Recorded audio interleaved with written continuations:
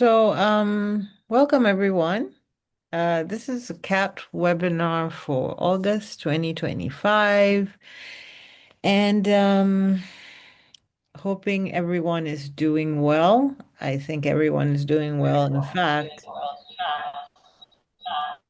I have a bit of an echo. Okay. In fact, I think us continuing to be here is testament to our resilience as Africans. And I want to congratulate you. I can't believe it's already August. And before we know it, we'll be in December. But you stuck with it. We're so proud of you for sticking with it and being with us for well, since January, essentially. So welcome. I see you, Hafsat. I see you, Adama. I see you, Josh. Welcome to all of you. The good thing is no one here is new. So that saves me. I think even Adama. Where's Adama? Adama is Adama from Nigeria? Adama, where are you joining us from? No, Adama is not from Nigeria. As usual, there's so many Nigerians on the call. Um, yes, Adama? Hello, everyone. I am from the Gambia, West Ah, Africa. yes. Yes, One yes. of the smallest countries in West Africa. Yeah. Yes, yes. Welcome, Adama, the Gambia. Exactly. Welcome. The name is a similar name to a name in Nigeria. So I think us West Africans, there's some things we have in common. So welcome to everyone. So we have Nigeria represented. We have Cameroon, Nigeria overrepresented.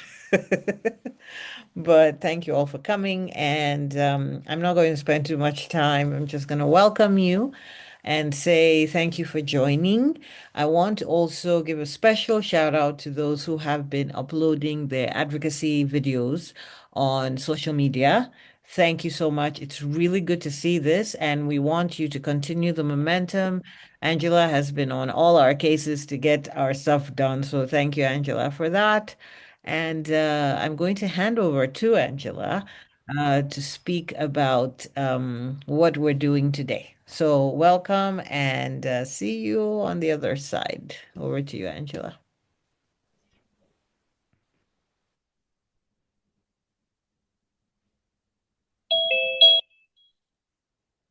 Okay, thank you so much. And once again, thank you everyone for joining us.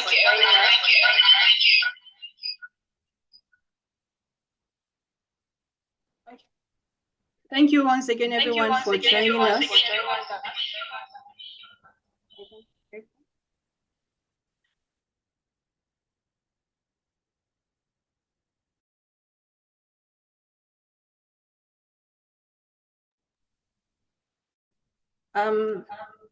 Abdussamad, are you with us? Can you just give an emoji so we know you are here? Yes, I am. Thank you. Once again, welcome everyone to Kabilun Africa Think Tank August webinar. And today we are looking at optimizing technology for digital advocacy and youth-led change. Sorry, Angela, can you just hold on 1 minute because of the feedback? I'm not sure. I think it's Abdul's double. No, it's not Abdul's double. It's gone now, I think. Yeah. Okay, go Okay, the ahead. echo, right? Yeah, the echo. Okay, go ahead. Okay, ma'am. Once again, welcome everyone to August webinar. Today we're looking at optimizing technology for digital advocacy and youth-led change. And our speaker for today is Mr. Abdussamad Ahmad Yusuf.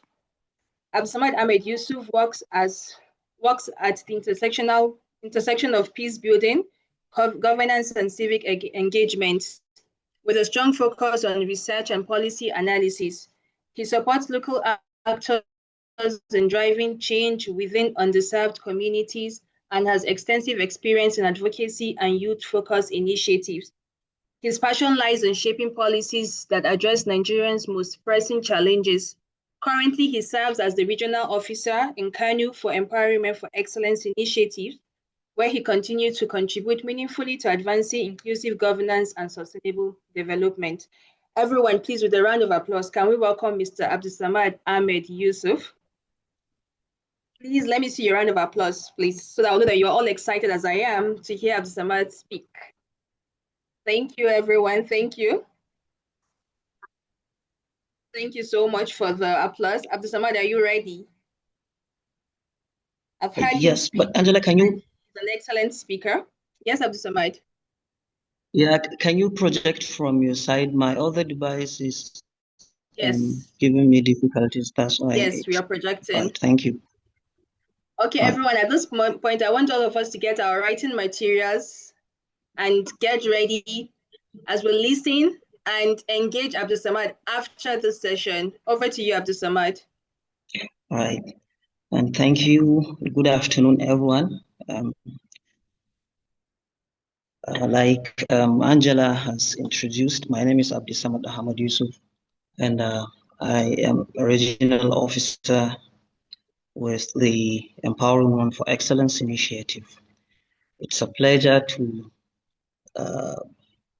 be one of the speakers for the Kabilun Africa Think Tank, and especially for the month of August. It's my birthday month, and it happens to be the month I will be speaking on this webinar.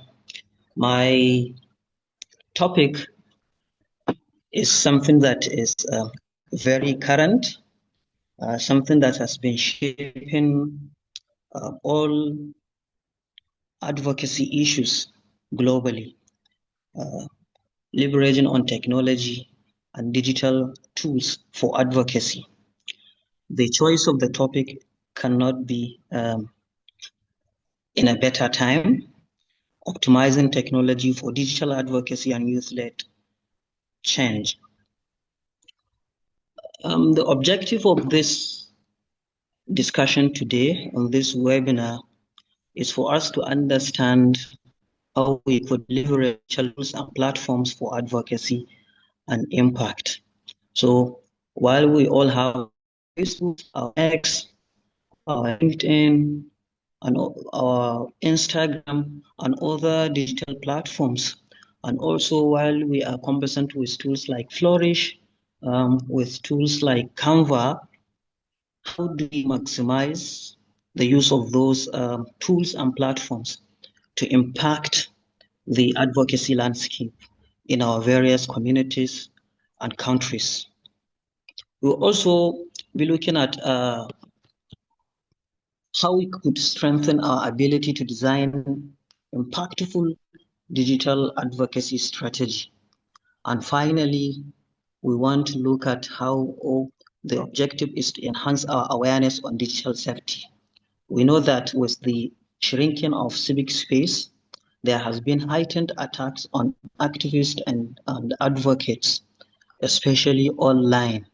And so how we could play it safely online, and also how we could measure our impact, because without measuring our impact or the entire process of our advocacy, we will not know how far we are going, the impact we are making, and learnings from those processes so that we adapt and be more robust in our engagement.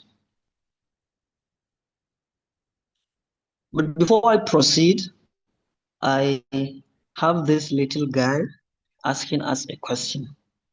In the last 10 years, what is the most powerful campaign you've seen in Africa which is driven by online advocacy? This guy, Lillian, is asking, in the last 10 years, what is the most powerful campaign you've seen in Africa which is driven by online advocacy? We just pick a 1 or 2 response.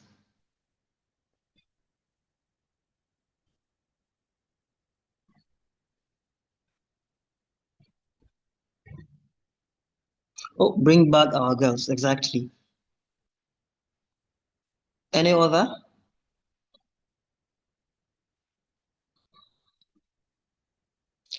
The answers, exactly. So these two campaigns in the last 10 years, we've seen with the abduction of the Chibok girls, how digital online advocacy has been used extensively to gather international attention. And we've seen with the answers how campaigns around, especially Twitter as at then, now X, has shaped the policies around police reform. And now the police and other institutions responsible for the reforms are now vigorously pursuing the implementation of the Police Act 2020. Thank you. Like I said, the using tech for advocacy is something that is now the new trend. But then put this at the back of our mind. Why I brought this issue, emerging trends in advocacy, is for us as we discuss some of these emerging trends, how we linked them to digital advocacy. Because while these are the emerging trends in advocacy, the links between those emerging trends and digital media or digital tools is inseparable.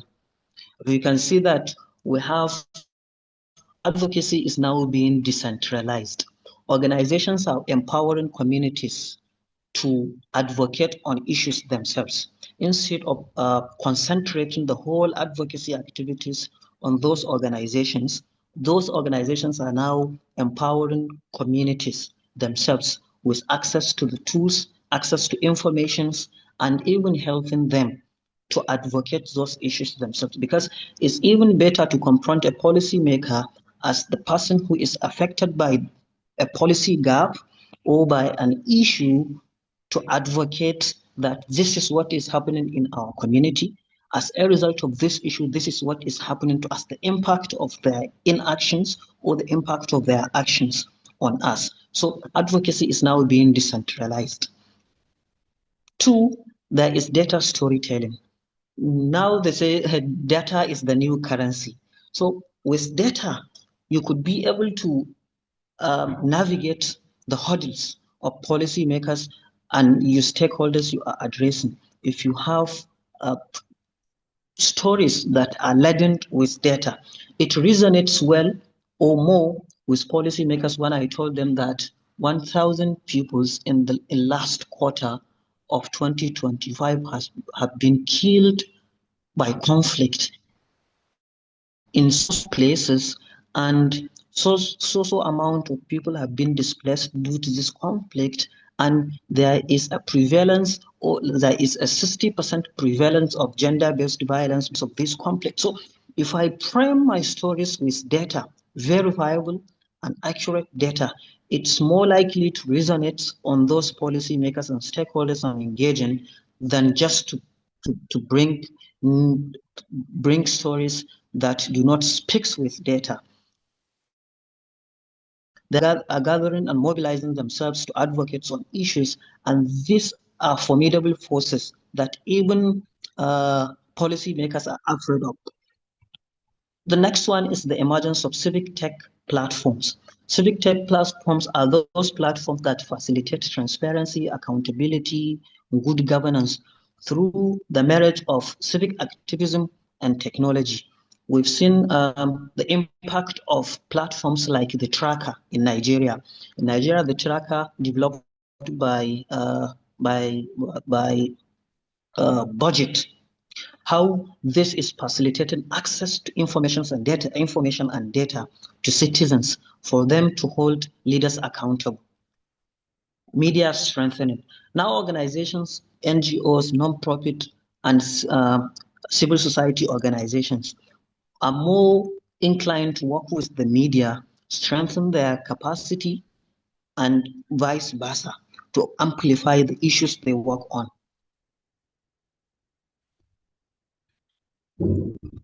Now that we are talking about advocacy, digital advocacy, this is Africa, digital advocacy in Africa. As we see from the African Development Bank, we've come to know that 70% of the population in Africa is under the age of 30. And According to the ITU Africa report, internet penetration is increasing in Africa, as we even have like more access to mobile phones now in Africa.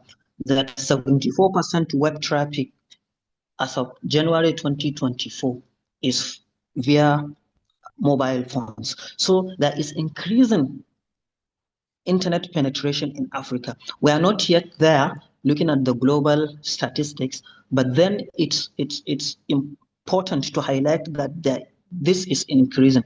For instance, when you look at the 2024 report, it says that 40%, there is a 40% penetration in Africa, internet penetration in Africa. But just as of 2012, it's just 9% penetration. So you can see how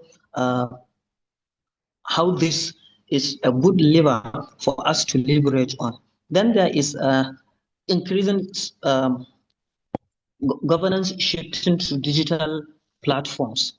Now, government across Africa are increasingly digitizing the governance processes, from procurement to platforms like Savicom, where you register for complaints and it directly go to their databases. And we have like in Nigeria, we have the policy coordination unit now. They are having their tools for all policies. So there is an increasing digitalization of governance in Africa. Even with our security forces, you can see now that most of them have websites, they have social media platforms, they engage audience. And also there is an increase in civic space online.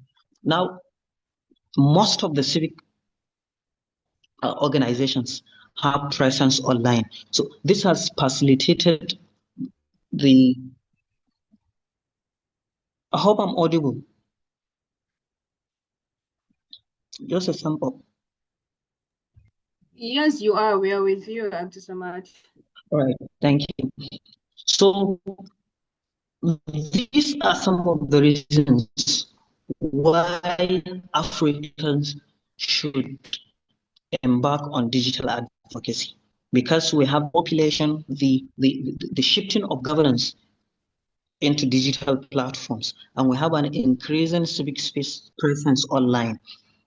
Some of the tools and platforms we can use for advocacy. Like I said, this session is all about giving us the access to the knowledge and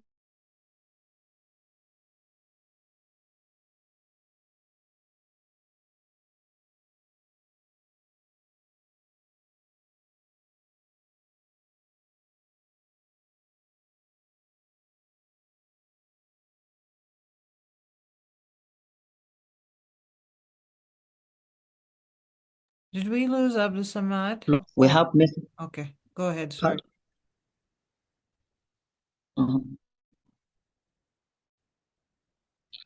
Messaging apps such as WhatsApp. We have policy tech platforms like Budget and Code for Africa. Like we have data visualization. Now some of these are even free, like the Tableau, the Canva, Excel, all free. Then we have now the talk of the day, artificial intelligence. This is facilitating a lot of ease in terms of advocacy, from our messaging, how we tailor our messagings, to even conceptualizing the advocacy activities we embark on.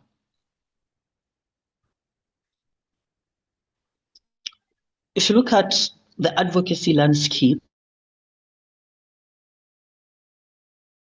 and things that are redefining the advocacy itself, like I've highlighted with the decentralization of advocacy, advocacy is now going from elite to grassroots. People are not now just sitting in their offices or in their organization that say we are advocating. No, they are empowering people at the grassroots to do the advocacy themselves. I've known of organizations such as Yaga Africa, which are even taking people from the grassroots, training them, giving them grant to advocate for some of these issues. We have the use of real-time data and infographics, dashboards, and people are using data to redefine advocacy, like I highlighted. Then we have the rise of the AI tools, which we can use in our messaging, in our conceptualization of the advocacy activities itself, in sentiment analysis, like when we are looking at policies, we can even we can run it into a sentiment analysis to see how people will respond to this. We have stakeholder perception analysis is also redefining advocacy. Now advocates have the luxury of analyzing the perception of stakeholders even before they go on with their advocacy. So even at the planning stage of the advocacy, they could run this kind of analysis to understand how stakeholders will perceive analysis. So we are even shifting from our regular stakeholder mapping, where we map stakeholders based on their influence, based on their interests. See, this is low influence, high interest, low influence, into even analyzing their perception with regards to an issue we advocate on. Effective digital advocacy strategy. How would one develop an effective advocacy strategy? So to do that, one has to know the issue he is working on. So like I've seen with most advocates, you see them one time climate activists, the other time they are advocates around gender-based violence. While there are intersectionality between most of the issues we advocate today, especially around women's rights, climate, peace building, good governance, transparency and accountability. It's good that people know what issues they are addressing. So you should clearly define the issue you advocate for. Then, as far as digital advocacy is concerned, you now know your audience.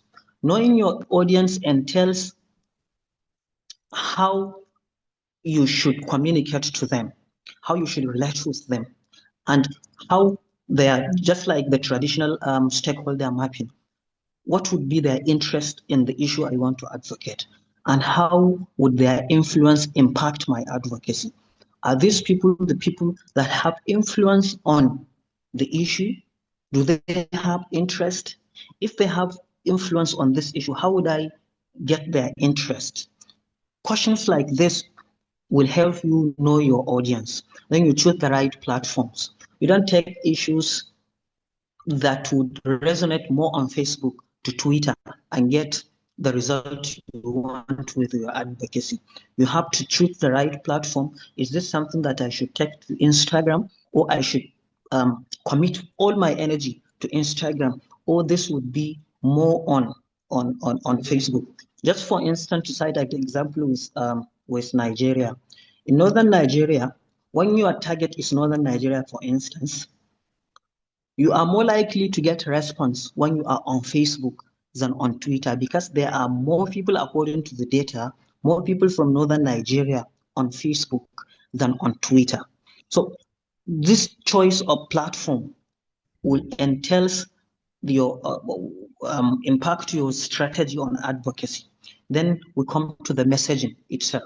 How you tailored your messaging, the choice of the language. Are you speaking in local language? Are your target the policy makers, which use much of the formal languages we use? For instance, in Nigeria, our language of policy is English. So if my target are the members of the parliament, the executive council, then there is no reason why I should be speaking in the local language. So my target is not the communities, the local communities.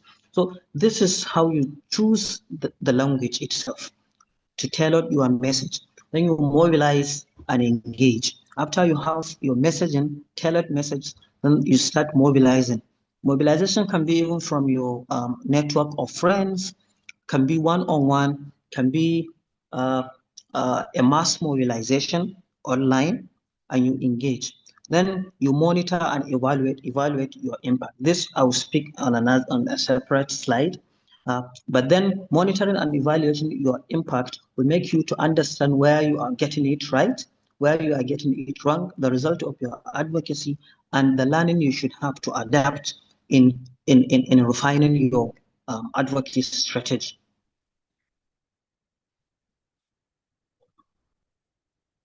So before I go to the data-driven digital advocacy, I want to confirm one, if I'm audible, two, if I'm making sense with what I'm saying.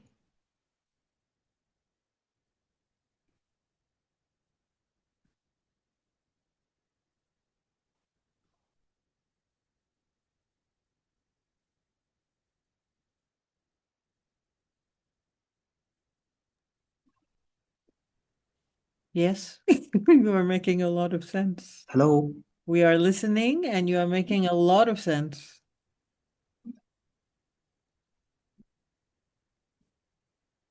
All right, thank you. Data-driven digital advocacy. So, like I said initially, there is a lot of shift to data storytelling or data advocacy. A constituency project. He has not implemented a constituency project. This is just a claim. But if I can run to tracker, for instance, by budget, and extract information about that budgetary allocation with the amount, with the location, and with the status of either executed or not executed, it is more likely to draw his attention to act accordingly than just making a wild claim that he has not done so things without making reference to the data. So this data will build your credibility. And in cases of hostility, it will help you navigate that, because if you say this and that happens, and this is my proof that it happens, no one could refute that except if by superior proof. And what will help you do that is we have the open data platforms. Now a lot of data is being digitalized, so you can capitalize on that to extract some of the relevant information you need for your advocacy. And in cases where you need to collect the data yourself, we have tools like Kobo Collect, Google Form to just run a simple survey and collect data from communities. We have visualization to build a dashboard. With tools like Canva now and Tableau, Flourish, you can build an interactive dashboards to impute some of those data you have collected, so that people could have, grassroots people could have access to them, or you could just share them on your Facebook, on your Twitter, for people to interact with the data and see this is the things happening. So you are bringing the data closer to the people and saying, hey, you look at this. This is what is happening around the issues I work with. Then I've been keeping citing example with budget, which is making budget data accessible to citizens to promote accountability. How do you build and sustain an online community? Building and sustaining an online community depends on you who is using the digital tools or digital platforms. Engagement can be built by being truthful and consistent. You should not be caught, especially now in the era of misinformation and disinformation, even influence operations. And so people that are being truthful, what you always tells online is what is the reflection of you. So if people are always catching you up with misinformation, then there is no way you could build credibility. And there is no way you could build and sustain an online community. So one has to be truthful and consistent. And by consistent, just like I made an example, one day I am an advocate of climate action. The other day I went into gender-based violence. No, I have to be consistent. If people know me as an advocate of youth empowerment, I should remain committed and consistent to that issue, because these issues, whether they have been intersection between them or cut across, I should be not at least identified with something. This is the way people will take me serious. Then to engage your audience also, you can use polls and live chats. Like at the EWEI, we use live chat, monthly live chat to engage people. Like like this Kabilun Africa monthly webinar is a live chat that we engage audience. Then we use also polls. From time to time, online, you can, even on WhatsApp, now we have polls. You can just develop a simple poll, commitment of your audience to the issues you address, or to assess the level of their awareness, so that it will help you to tailor your messaging. You also have to highlight and promote or spotlight voices. Sometimes there are people who works in an area that they are inspirational to us. You can highlight some of them, you can promote some of them, or at organizational levels, you can decide to highlight some of the staffs or some of the colleagues that are committed to the issues you address.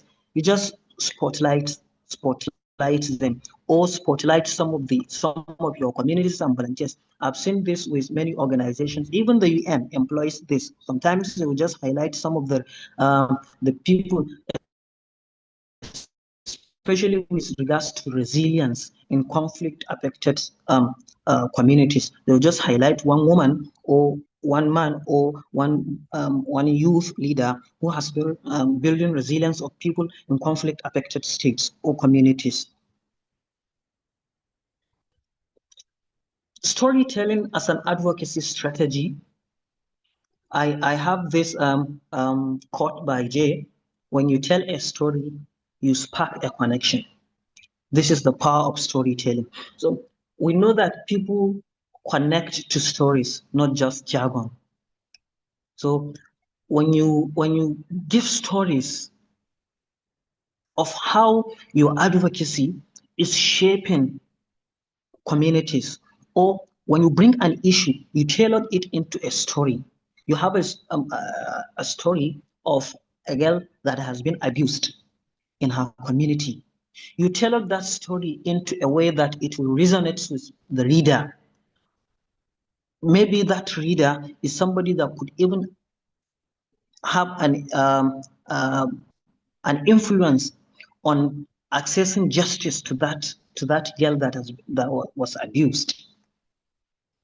You could make that story to make him to be empathic, like empathic storytelling that will make him compelled to act on that issue. So you use also personal narratives and be creative in your storytelling. You use visuals to grasp people's attention. So like I've kept mention of Canva, Flourish, and the likes. Visuals, people now react to images on social media than just narrations, just text. So you can use that. Some of us have know how to use the Canva. Canva is very easy tools to use in developing visuals and images. Influencing policy change digitally. This is how you could influence a policy change as an advocate. You tag relevant stakeholders. I think this is working a lot on Twitter. You see that people run to Twitter, X, and tag a relevant organization or relevant official because so issue has happened. And before you know it, they will react and they will respond to that issue. You use hashtags strategically, and then use digital consultation. Now, like we have the X Space, Facebook Live, and Instagram Live. These are some of the strategies you can use to influence policy change digitally. I've given an example with the NSAS, just like Abdullah mentioned. NSAS is a good example of how we could use digital tools to influence policy. With the NSAS, we've had the entire reform of not just the Special Anti-Robbery Squad, which was known for brutality, into the reform of the entire Nigerian police force. Now we have an entire act, the Nigerian Police Act 2020, that is being pushed vigorously to reform the police. How do you evaluate impact, advocacy impact? I have mentioned why you should incorporate evaluation of your impact as a digital advocate. There are key indicators to follow, like your reach, which comprises of impression, followers, and hashtag trends. Then engagements like likes, shares, comments, and petition signs in case of petitions. Then you have community outcomes, maybe as a result of your activity online, then some offline actions taking place, like change in behavior. Some people will just come to your comment section because of so things you are doing. I now have a change of view or a change of behavior as a result of that. These are some of the indicators that as a digital advocate you should be following. And tools like Google Analytics, Meta Insights, surveys, and X Analytics could help you to track and document.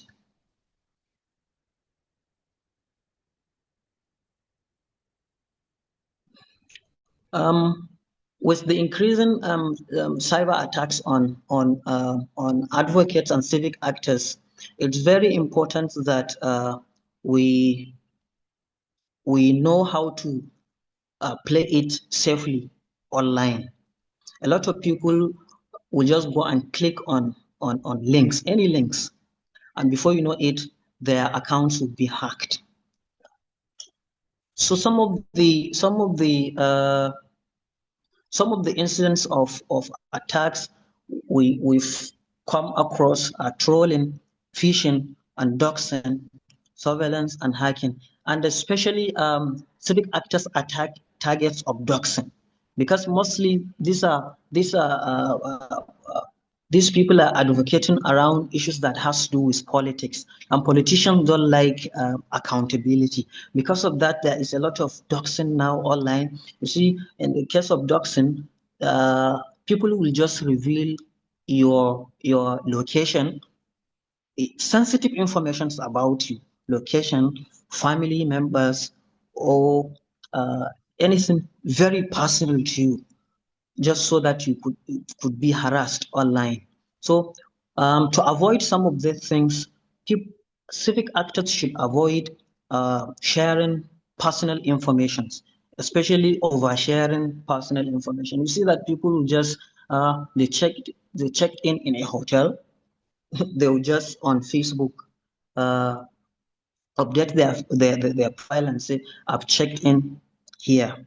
So this is oversharing of personal, what people will do with that kind of information. We should also employ the use of very strong passwords on our accounts, and we should activate two-factor authentication. Now even WhatsApp have two-factor authentication. This will help you to navigate the risk of losing your accounts. You should also avoid suspicious links and emails. When you receive emails that are suspicious, the first thing you should even check the sender's email itself to see if it is suspicious. And links that are not from well-known domains, we should also avoid them. And in case of eventuality, we should immediately, when we are being trolled online, or there is a doxing, or we recognize that there is a surveillance on us, we should screenshot the evidence and share it to our organizations, so that we document the incidents and we report the case to the appropriate authority.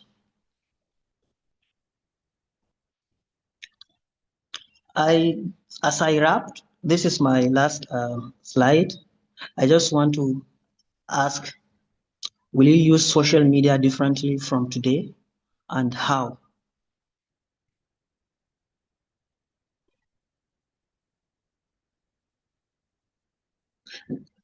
This is my final slide. Thank you for listening, and I'm open to comments and questions. But then I would want you to respond to this question. Will you use social media differently from today, and how?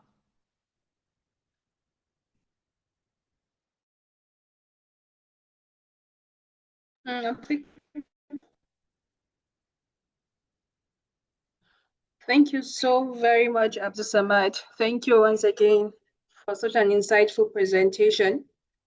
Your reflections on technology, advocacy, and youth-led change have sparked important ideas for all of us. And I like the last question you asked. It's thought-provoking. Will you use social media differently and how? Okay, now this is Abdussamad asking us a question. Please, you can drop your answers in the chat. How will you use social media differently?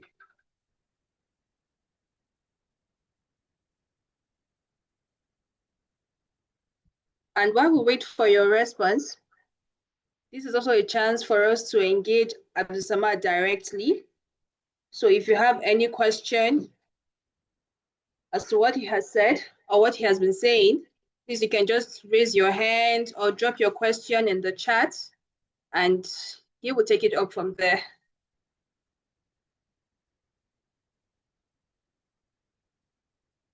Questions? And he actually asked us a question.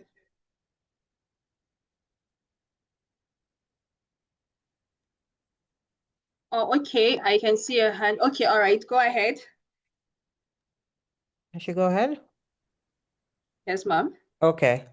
So, Abdul, thank you for that very nice, simple, and, straight to the point, very clear presentation. I'm not going to answer the question because, it would be great to see what colleagues are saying. But I have a question, and my question is, when, let's say, you're advocating about something that you feel strongly about, and you then have, well, what they call trolls or bullies or whoever, and they come up with very strong opinions. Like, I think it's a two-edged question. Number one, do you open up such advocacy for comments, which allows trolls come in and, that might even offend you on a personal level? Or if you do open it up, how do you deal with that? Over to you.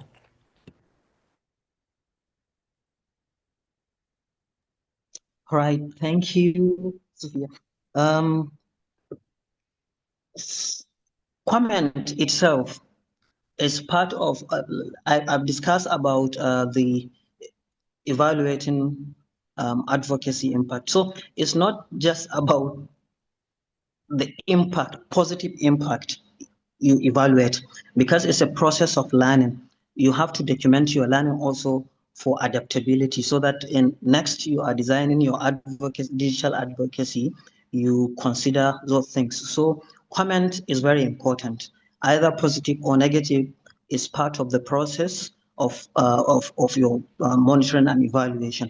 So ideally, comment section has to be opened, and responding to people it's part of the engagement. And I've mentioned that engagement is part of the things we are keen about to monitor as well. So engaging the people when they have a bad comment, I think it's an opportunity for you as an advocate to enlighten them or to educate them about the issue you are talking about.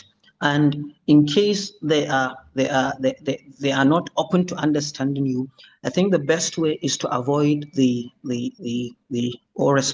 avoid responding to them, except if the troll becomes viral. This is where the issue of safety now comes to play, where one has to screenshot and share with his organization to document, so that they keep monitoring the situation for appropriate action to be taken. Thank you. Thank you, Abdussamad. Looking at the chat, we have some response to your question, Abdussamad. Yeah. As CB said, She'll be using social media for more activism. She didn't say activism, she said activism and advocacy. Tata said she would definitely use social media differently. Instead of just posting for visibility, she'll be more intentional about educating and impacting. She'll pay more attention. She'll also pay attention to consistency and not just likes or shares. And then Mercy said she'll be mindful of the things she shares. And then Abdul Karim said he will use social media differently. It is interesting to know that the different social media platforms have different audience, and this different audience can influence the method of advocacy campaign messages to achieve its desired objective. Rose says she will be using it differently from today. She will be very careful on what she shares. Example, personal information. While Hansel says he will prioritize impact-related posts and ensure quality and consistency. Thank you, everyone. Abdussamad is still here and he's open for questions. Please, if you have any question, you can just put up your hands or you put it in the chat, please. Abdussamad is waiting for our questions. While we wait for questions, I think we can have the feedback polls up while we wait for questions.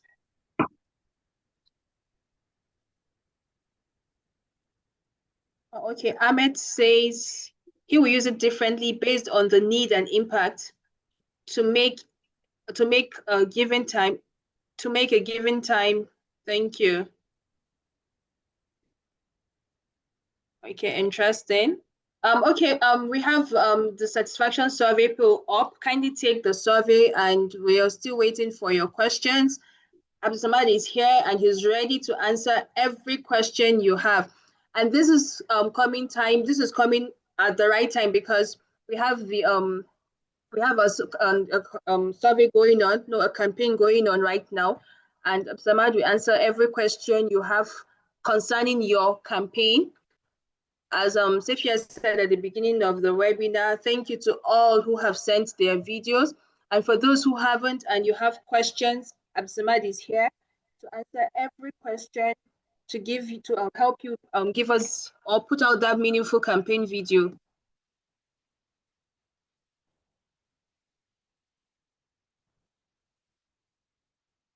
The survey is still here, please.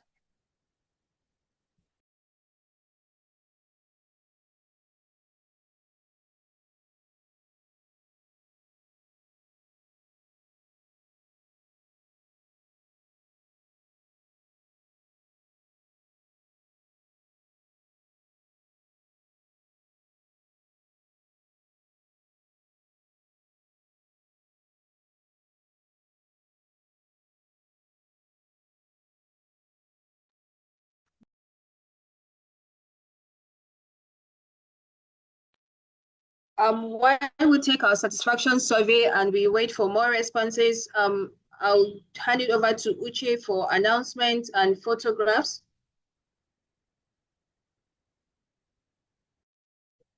Okay, thank you very much, Abdussamad, for the insightful section. Really interesting. One of the things that actually stood out for me was the fact that we should be very, very cautious, at least the security aspect of it.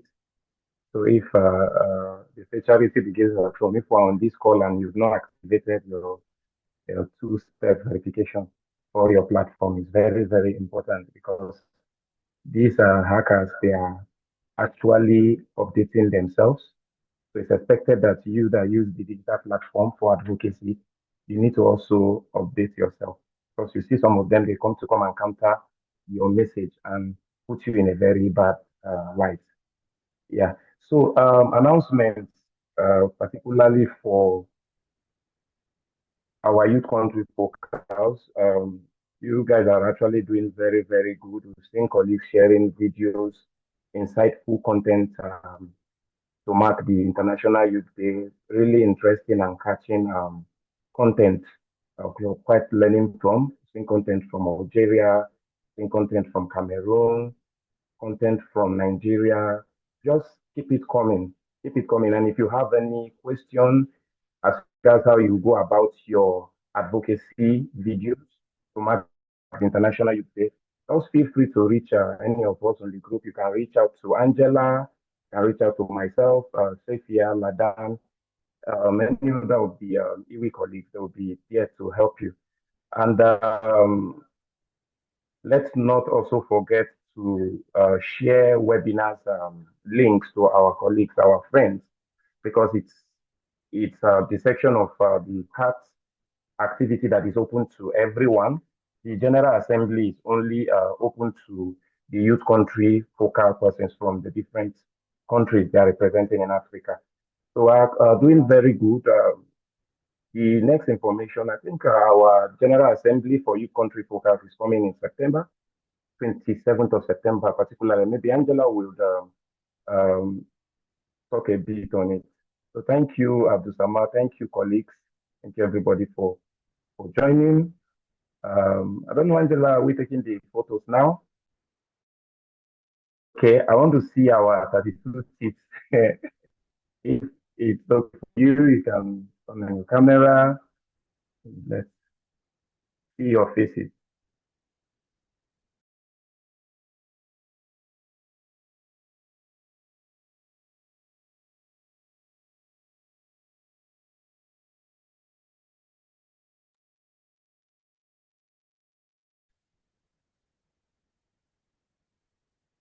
Okay.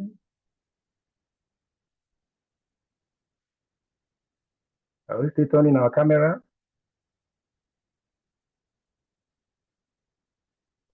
Okay. I'm taking the pictures now.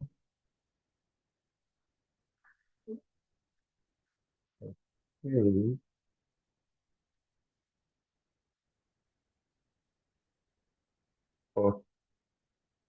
Okay. All right, no problem. Yeah, it's well respected. I can see that. You can't tell me. All right, thank you, colleagues. We had a very good interactive section today, and personally, I've learned a lot. Thank you very, very much. So over to you, Angela. Thank you, colleagues. Thank you so much. It was nice seeing your faces again. Just to add that Abdussamad is going to be on the YCF group. Just in case you have any question on digital advocacy, Abdussamad is on the group, so you can drop your question there and he will respond to every question. While we were taking photos, Balkis Bala joined. Thank you so much, Balkis. We understand you're joining late, and this webinar will be available on our platform, so you can go over it again. And if you have any question, you can you can drop it on LinkedIn. Join the conversation on LinkedIn and drop any questions you have there. Thank you so much, Balkis, for joining us. And we look forward to having you also hosting a session one of these days. So I'll just put that down that I promised you a session. Thank you so much, Balkis. Someone asked for the survey. The survey is still up. You can take it.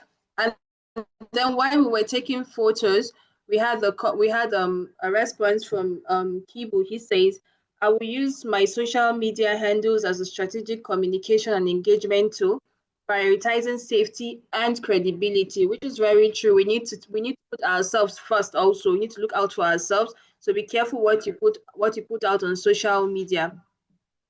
And then I think that's Balkil's saying thank you so much and all. All right, I'll hand it over to Ladan. Thank you so much for the link, Ladan. So you can join the conversation on YouTube. The link is there. All right, I'll hand it over now to Ladan. Thank you so much, everyone, for joining us.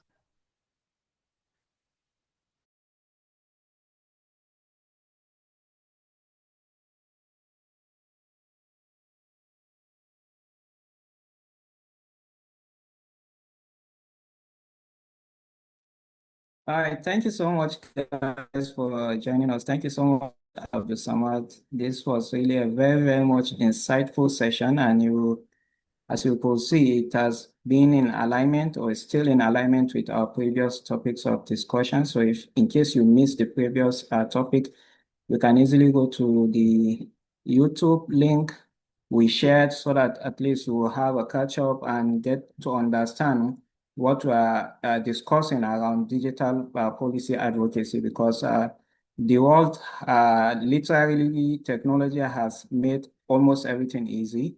We can reach out to stakeholders, government, and partners using social media and electronic or digital media.